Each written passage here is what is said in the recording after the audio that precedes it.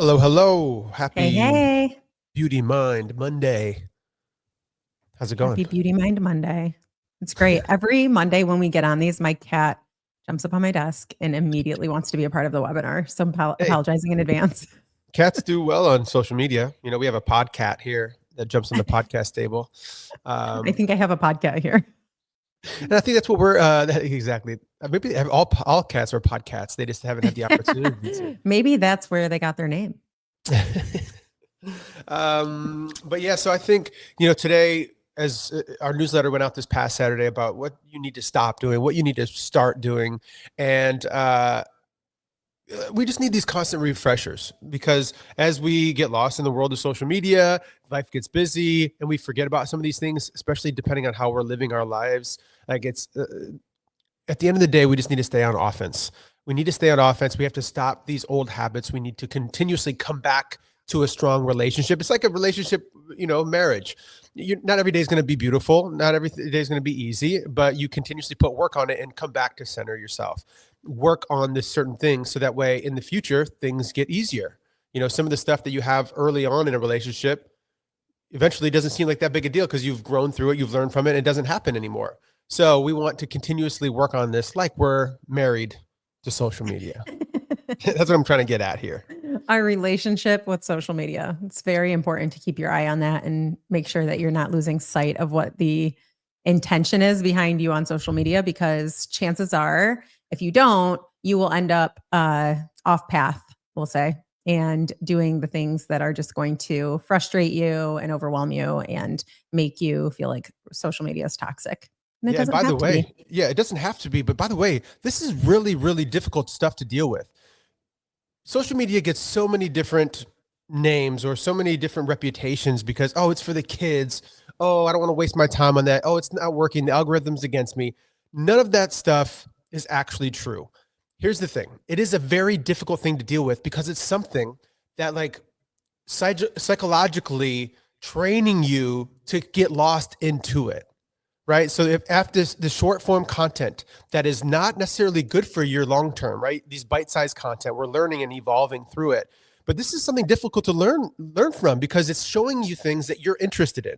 So you're going to be interested in those little bite-sized things. And if we're only consuming and we're not the ones creating content, putting it out there, we're not using the platforms properly, and you could fall into days and months and years of using social media for the wrong reasons and wake up and be like, wait, what did I do the last 10 years? This has been stunting my growth. And maybe that's what you need to then throw yourself into it properly. But we're here to tell you, like, this is actually the way that you need to start using it. And that's what we're going to talk about today. Do you feel like most people use social media wrong? Yes. But Most here's the people thing. use We it do live in a negatively. we live in a consumer world, right? Like that's why consumer goods, that's why people online buying, all this stuff really works. Unfortunately, it becomes like very crippling for a lot of people too. So this is supposed to get your attention and keep your attention, and that's going to stunt you. Like it's good in moderation. So if you're learning from it, learning certain things, and then eventually you are able to do whatever you want to from there, then you can live a great life. However, if you get stuck and lost in the chaos, then it's a problem. Yeah, definitely. Let's dive in. Let's dive in. So what are some things like? We'll start with the stop category. So the things that we need to stop doing, and I just kind of hinted at the first one, is just stop doom scrolling and wasting all of your valuable energy. You only get so much energy throughout the day, and if you're doom scrolling, that's slowly but surely like evolving your mind into this thing that's not necessarily good for your future. Yeah, you're just And consuming negative content. I shouldn't say negative. I mean, maybe you're doom scrolling positive content, but yeah, chances are you're doom scrolling and you're running into content that is not healthy to consume. And everything in moderation anyways, but chances are you're just like spending hours of your day consuming content into your precious brain that is honestly poisoning you. yeah, yeah. So Stop doom scrolling. yeah, so I think that's one of those things. And the way that you can tell if you're doing this or not doing this is look at your popular page or your For You page and see what kind of content they're actually sending you. So that's one way to identify if you're actually consuming great things. And then you can also look at the time spent on these apps to see how you like analyze how you're actually using these things. So if you're only putting, watching content and consuming it, and you're not putting any content into the game, you're not using it properly. So I would set goals to ensure that you're setting your content shoots, you're editing stuff, putting stuff out. And maybe you do something where I can't even look at Instagram until I put content out today, engage with my target demographic, and put 3 stories. Now we're creating a system that you're going to hold yourself accountable versus doom scrolling, forgetting to do all the things and saying you're going to do it tomorrow, and then it never happens. Yes, exactly.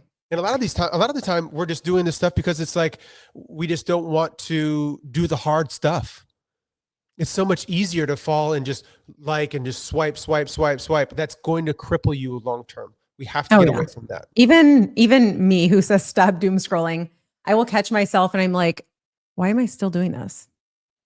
And half the time it starts with me like looking for inspiration or just seeing what's out there, seeing what other people are talking about, seeing what the trending topics are, or even like trending audios and things like that. Mm-hmm. And then I'm like, why am I still doing this? You didn't have to do this for this long. You got to be human, right? Like that's the thing. These things have been worked on for years, and now you have AI. Like there's so much that's going into keeping your attention. If you aren't careful, and that's why I don't want to be like, oh, it's just social media, and then you fall into this trap, and then next thing you know, you're like watching and consuming for days on end. Same thing happens with video games. A lot of these, especially men in their 20s, waste their whole 20s because instead of going and doing the hard stuff, they go into the basement, they grab their remote, and they just play video games for the next 10 years. And they wake up and they go, what happened? And so these are the things that these pitfalls aren't this small little pitfall and that some people fall into them. They're gigantic pitfalls that you could fall into and lose yourself into. And that's why I think understanding the gravity within all of this is going to help people actually make the strong decisions, create strong boundaries, and then give yourself certain things that you have to do before you get into being able to consume some content. And I think, everybody is different. So some people delete the app. Some people don't necessarily need that. Find out what that formula is, like everything we teach, and do what's best for you. But do it. And don't just lightly create a boundary. Do it. And I also believe in like writing it down. So like write down why you use social media, what your intentions are behind it, what your goals are with social media, just like you would your income goals. What is your goal behind using social media? What sort of boundaries are you going to set for yourself on social media? What type of content do you want to consume to help you reach your goals in your real life outside of social media? And then once you've written that down and you do these things that aren't going to help or aren't going to contribute to the end goal, you'll be way more aware of it because you will have checked in with yourself and you'll have specific boundaries, specific goals that you've identified for yourself. And then when you do the things, you'll know you're going against like what the plan was, rather than just thinking like, oh, I should do this or I should do that, or this would be, this would help me get towards my goal, and just keeping it all in your brain. If you write it down, it's a lot more effective. Yeah, so that even brings us to our second one. Stop posting random content without a clear goal. Stop that. If you do what Allison had just mentioned and actually create what your goals are, you know who your target demographic is, you know what you want to do. And this is going to evolve over time because you're not going to analyze it and just post something and then it works. At Mastermind Media, we just created something that, people are really liking, but it's a sitcom behind the scenes. We've built our whole business, 270, I think we're at collectively over 300,000 followers across social media.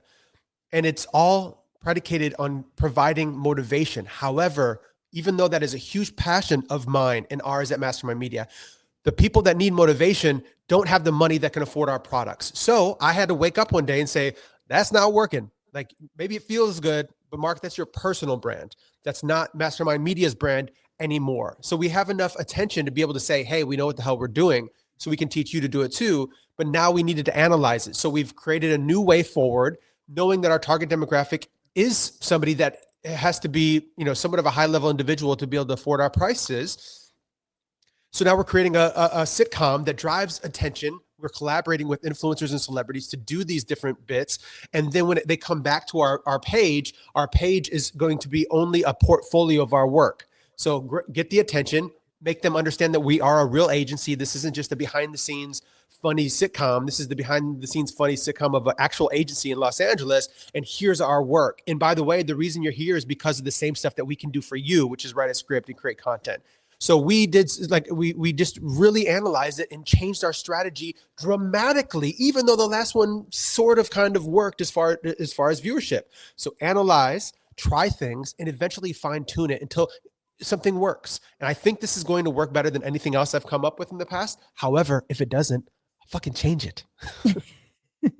It is genius though. Like, it is genius. I loved it. I'm like, this is so good because you're creating like a comedic, Yeah, sitcom. what you see the one today? The one today is crazy. It's just like the script goes along so well with like what you can actually do, but you put a funny spin on it. It's great. It's genius. How to make fun of yourself. Yeah. But yeah, so we finally found new intention, right? Or we had the same intention, but a new strategy to get there. So instead of just posting random stuff, hoping it's going to continuously work because it used to work, it wasn't working anymore. So now we changed that. Yeah. My third one, right? We're on 3. My third one would be, I have, sorry, I forgot to silence myself. Gosh, I have 3 and 4. This is in no particular order, but we'll go with the first one that came to my mind first. Following people who don't like serve you, people who you just don't like. Okay. For instance, every time, and this is obviously like a personal thing, every time I go through something in my life that maybe is in my business that people find out about, right? My story views are heightened, and the people who watch my stories are people that aren't in my life. They're not in my circle.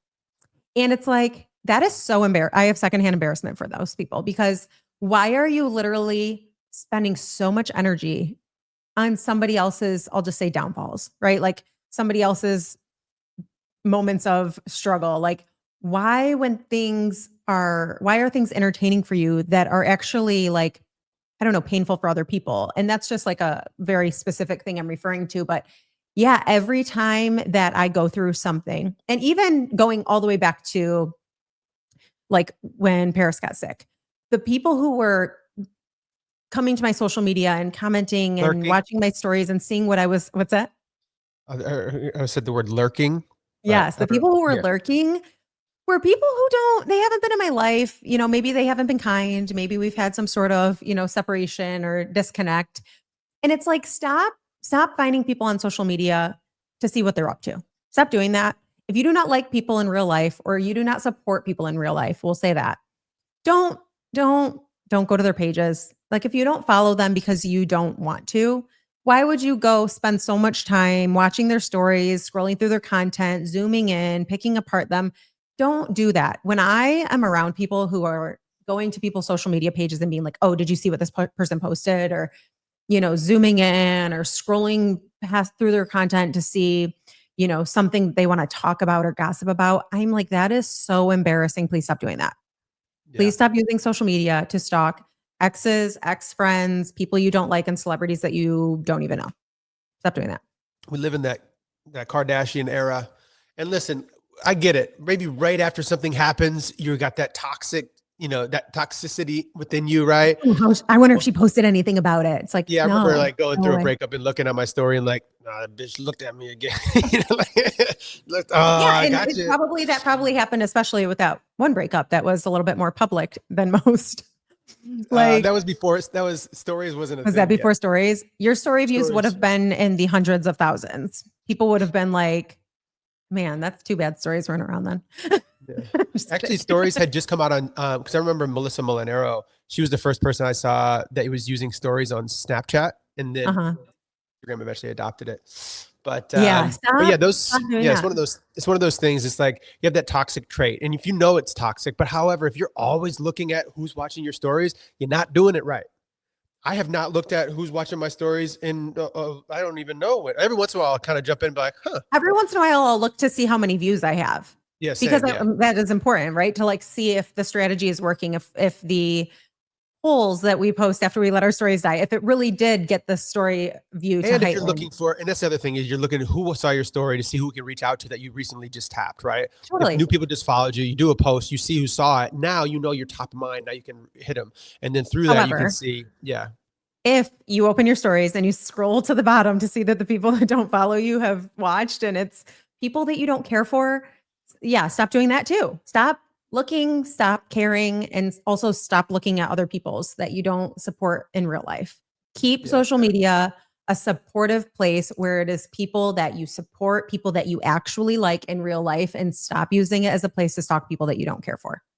yeah, yeah. You get to the bottom, you see those people, and then you see those fake porn bots that are in there too. Yeah. So stop And you clicking like, those. and stop using your husband's account to look at people's content. It's embarrassing. Like, please. It's embarrassing for your husband. It's embarrassing for you. It's embarrassing for everyone. That's And hilarious. the next one that I'm going to say is stop using social media or stop using social media to I guess I didn't start that right. Stop responding to the negative comments. And if you are going to respond to the negative comments, stop giving them all your energy. Respond kind, respond nicely, and just see your way away from it. Recently, I posted something that apparently some people were not into. And all I was talking about was getting ready for work. Like, I don't know what the pushback is. I'm getting ready for work. 100,000 views later. Literally, like, I think we're up to 120,000, maybe close to, on Instagram and TikTok. And there was a little bit of pushback, a lot of support, a lot of people saying, yes, like, it's the beauty industry, you should look like it. But a lot of pushback from people simply about getting ready for work. And of course, like, the whole reel was about me having my nails done and my client saying that she would never go to someone who didn't have their nails, who had chipped nail polish.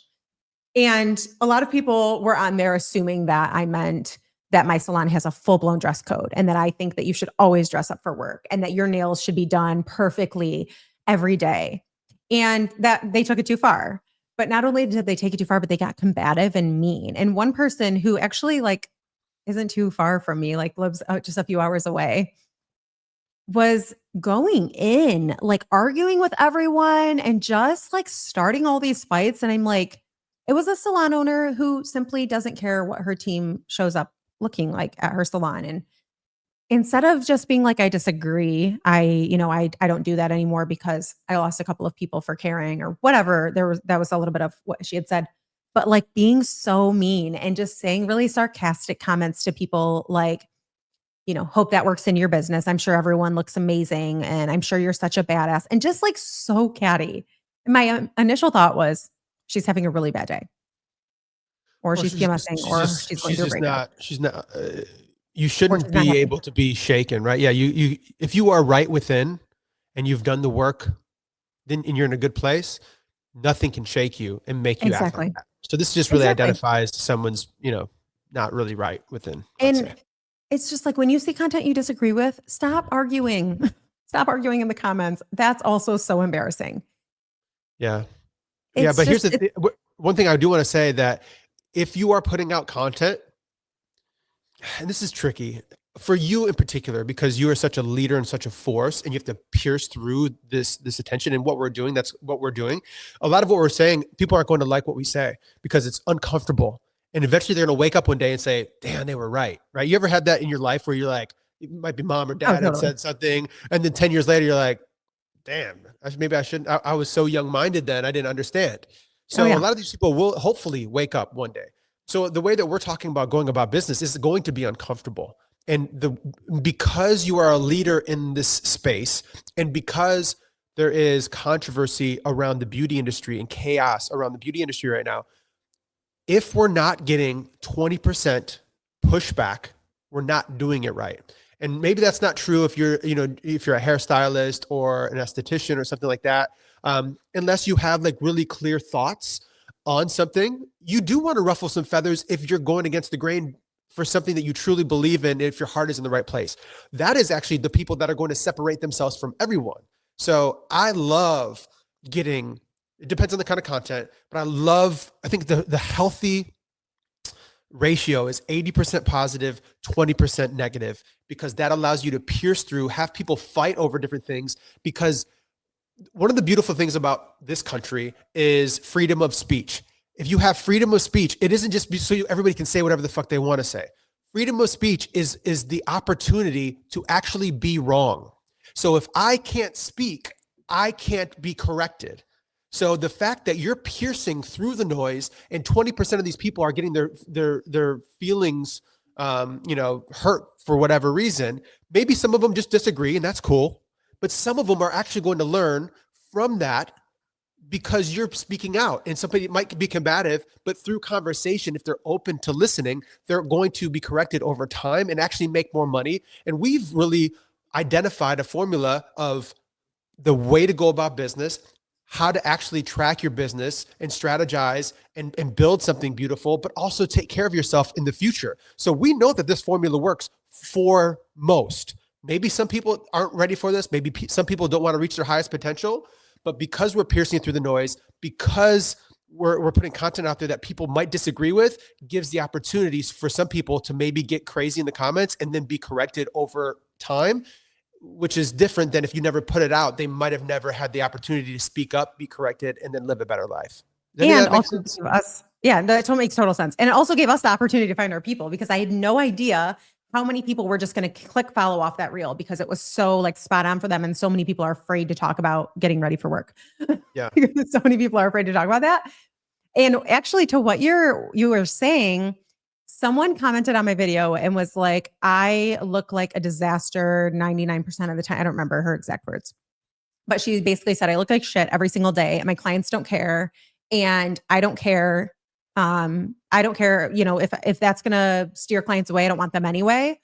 And, that whole thing, basically disagreeing with me and saying that she looks like shit all the time and her clients don't care and they still are spending money with her, and that she doesn't want the luxury clients anyway because they're rich and stuck up. That was her gist of it. Yeah. And first I went to her page because I wanted to see if she actually did look like shit every day, because a lot of these people who are disagreeing actually look amazing every day. And I'm like, you do get it because you don't go to work like looking like what I'm referring to. Yeah. So I went to her page and she was super cute, like artsy vibe, short, spunky hair, and not a whole lot of makeup, but just like a simple vibe and a cool look.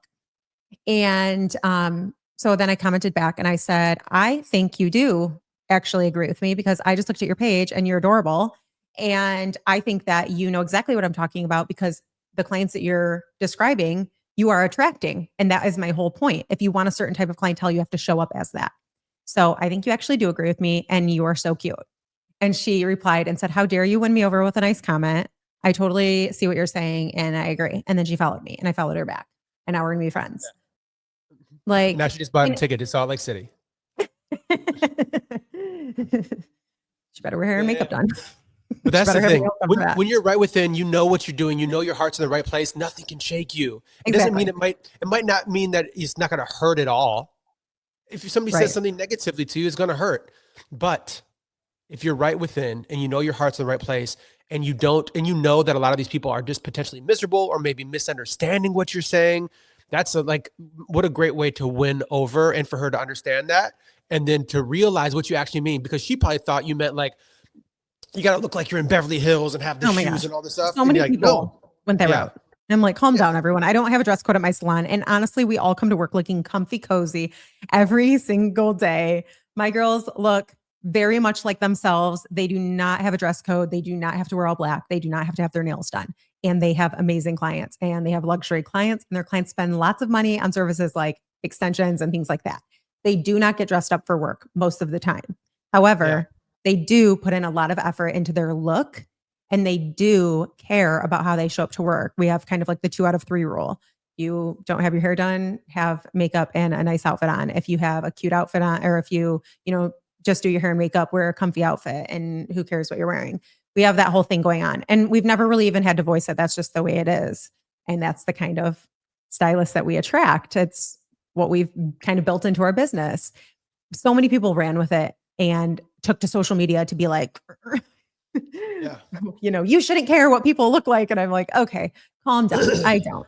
So some of those people I did respond to and, nicely and kindly, and that's great. And I do think that it's healthy to have some disagreements on your Instagram, because why would everyone agree with you anyway? But being mean and catty and like spending all day going back and forth is so weird to me. It's a waste of time. And speaking of time, we got about 3 minutes left. So the last 2, I love that that was the bulk of it because that's so real. The last two that I wanted to mention was let's see, the last two stops. Stop comparing your journey to someone else's highlight reel. We talk Oh about that a God, lot. please stop Do doing that. not compare. Comparison is the thief of joy. You've heard that all over the internet. It is so true. Stop comparing. Actually, if you find yourself comparing, shut it down. That should be a complete shutdown. Go work on yourself and go maybe do a gratitude journal. We have to Yes. start like drawing the line in the sand, and because it's not easy to not compare. You're human. You're going to compare. I still compare. Then I catch myself and go, not doing that. And then eventually it gets to the point where you just do it less. But if some people go on and they analyze everyone else's life, but how many people have we seen that we think we're on top of the world, and then unfortunately there's like a suicide that happens, and you're like, Oh I yeah. thought that person had everything. That's all you need to know to understand that not everything is true on social media. So stop comparing to someone else's highlight reel. And then the last one was stop thinking more followers automatically means more success.